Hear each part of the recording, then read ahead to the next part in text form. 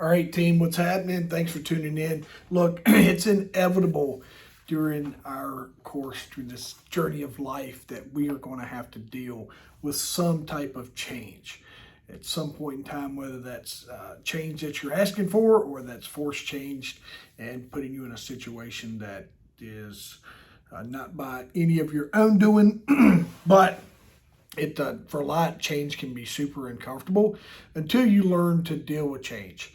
A great example is I use for some of my military friends that have traveled and they changed locations constantly and they were just pack up and goes and they weren't deeply rooted to any community, even though they would make friends, but they were there for a short time and they would move on. So they just became aware and they became self-aware of how to deal with the change that was going on inside their life consistently. Transfer that to the other side of the coin, and I have friends that have never left the confines of the county that they grew up in. So change for them sometimes would be traveling to a new city that they've never gone to. Simple little things like that. For me, career change is there's a downsizing, there's a firing, there is a change of structure. Your services are no longer needed here because of something you did or an external factor that's beyond your control. So you are having to deal with this brand new change and you did not see this coming. You did not want this to happen. And here you are. So some of the things that you can do, and I say that whether you are whether this is a forced change or an unforced change, you still are going to find, for some, you're going to find some element of uncomfortableness that's going to come along with this. So some things that we can do to just help navigate that is just acknowledge your feelings, recognizing where you are and feeling the emotions that come along with this change and recognizing and just trying to get a better understanding of why you feel the way that you feel. Now, that doesn't give you permission to rest inside those feelings, and let's use this as a negative springboard that we can become a martyr and say, "Oh, the world is, why me and why everything is stacked up against me." That's not what we want to do in this situation. We just want to acknowledge those feelings and why you are feeling the way that you are so we can better address those personally as you are moving forward. So the number two thing is definitely powerful, and this is where I can come in to help. This is where I made several mistakes myself, was just not seeking support. And support is just having someone to talk to, someone, whether it's friends, family, professionals, someone who has been where you are that you can kind of relate to, that can help you navigate. I think sometimes when you're dealing with change is you're on the highway with your blinker on, you just can't find the exit. And you're constantly looking for that new road or that new path to get you on. So just thinking like that's where the outside, your friends help you disengage from the situation and kind of take a higher level view of it. So does professionals, so does your family. For me, sometimes family wasn't always the best option. I felt like I could get better advice outside of and ultimately what I found was I had to really, once I started looking outside of my network, and it wasn't anything wrong with them, they were just talking the same old, because they were inside of my friends group and they were used to me being in a certain way, and versus me wanting to listen to them.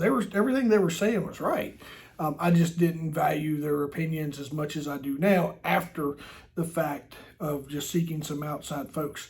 And kind of what I mean by that is looking at where you're headed or the direction that you want to go, especially if it's a career change, is finding someone that can help you navigate that jump from your skill set at the company you're at or department, whatever that looks like for you, is navigating that skill set and jumping that over into something new is how we can transfer the skills that you have. So those are some of the powerful tools. Just a professional, a coach like myself, someone can step in and help you learn and just take a 1,000-yard view of your life.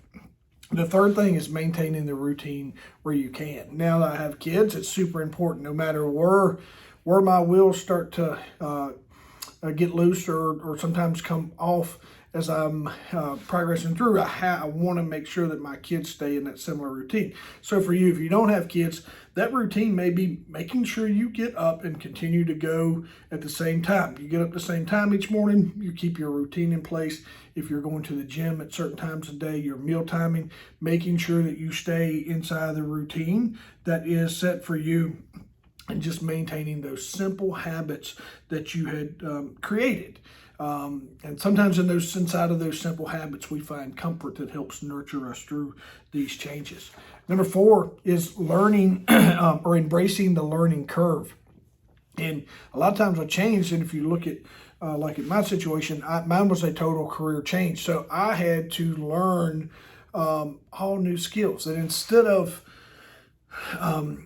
I was able to use a lot of the technology skill sets that I had developed throughout the years. I just didn't know how to apply a lot of the verbal skills and what later on becomes sales skills, sales and persuasion skills. I had tons of experience in those. I just didn't know how to take one and transfer it over to like a sales position or something along those lines. So a lot of persuasion in law enforcement, you get a lot of people skills and a lot of just how to talk to folks.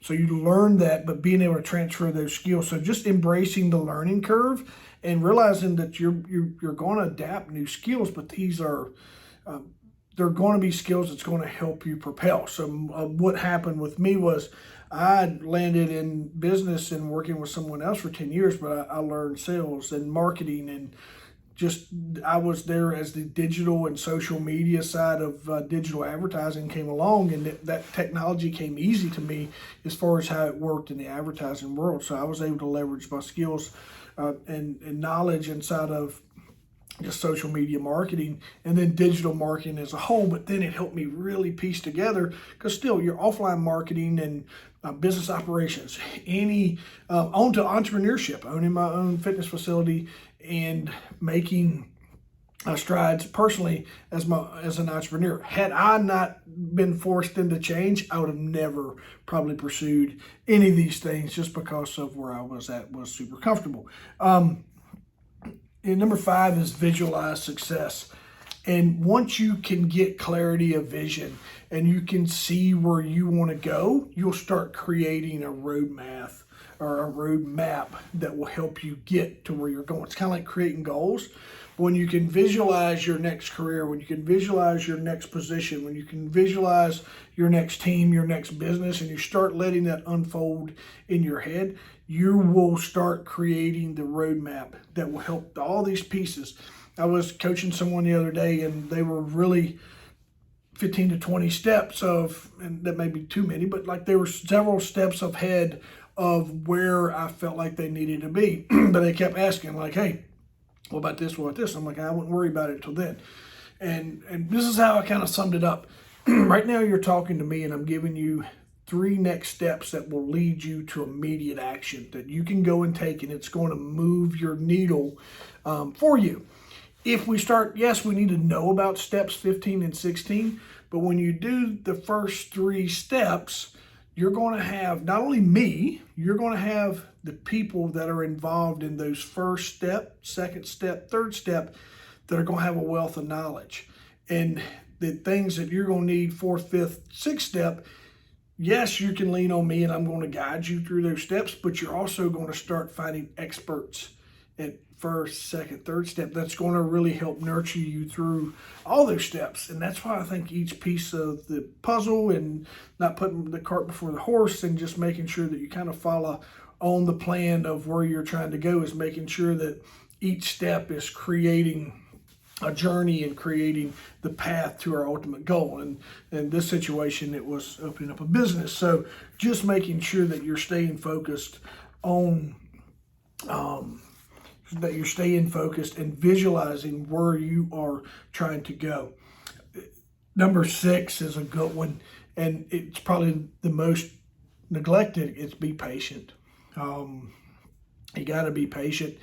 During this time, I learned to forgive myself. I didn't realize it at the time of just how sometimes I would stay pissed off at me for and the bad decisions or good decisions or whatever decisions had been made, but I was really frustrated. And as time went on, after I really learned to forgive myself of all those decisions, whether they were good, bad, whatever they led me to or whatever. But the cool part is all those decisions have led me to where I feel pulled just to share some of these, share some of this content with you and be here as someone who has traveled in these paths of uncertainty that hopefully I can make a difference in the next person's life that's coming behind me. That's that whole coaching background that I have. I enjoy helping people navigate through their life so they don't have to spend too much time in the same holes that I put myself in.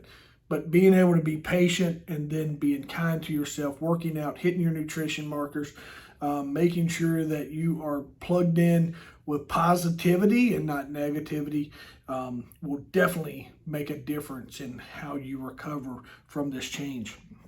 And lastly, depending on where you're at with this, is making sure that you are celebrating small victories. I know for me there was probably a 2-month period where I just couldn't get a call back because I didn't know how to talk to anyone, and I was so caught up in my feelings and emotions and kicking the can that I was a horrible person to interview. I look back on those and I definitely wouldn't have hired me. I just didn't have the proper mindset. I didn't have those things. But I remember there was a point in time when I felt like I got a call and someone said, "Hey, we want to talk to you." And I was like, holy crap, huge victory for me at the time. And then the second time was just as I started having more conversations and talking to different people. And then a lot of people came along and put a boot in my butt and would not let me sit in my feelings any longer. And that helped me get through and appreciate, and then just finding these small victories on your path to that ultimate comeback that you got coming. I am always waiting to hear about you and your journey and where you are, and especially if you're struggling and you're needing someone to help you create a roadmap, is connecting with me and let's figuring out a plan so you don't spend too much time in the weeds. Every time I'm coaching, every time I'm talking with someone, that is something I feel very strongly at, is I feel like I left myself for too long being mad, being pissed off, kicking the can about things that were so far in the past, because I thought it mattered to a lot of other people, and a lot of other people cared, and they didn't. No, ultimately, what I found was most folks were consumed with their own stuff, and when they would talk to me, they didn't know really anything else to talk to me about. And so they wanted to keep me into the past events and things like that. But as time's gone on, old wounds have healed. I have moved on into a great place, and I'm continuing to move into greater places, and I want to help you be able to do the same. So if I can help you throughout this journey, make sure you connect with me. If you have watched this video this far, thank you. And I'm sure you probably have a friend that would love to hear this message, and so I appreciate you sharing it with them. Thank you for liking, sharing. It means the world to me. Thank you to everyone who's reached out, and I cannot wait to see everyone soon.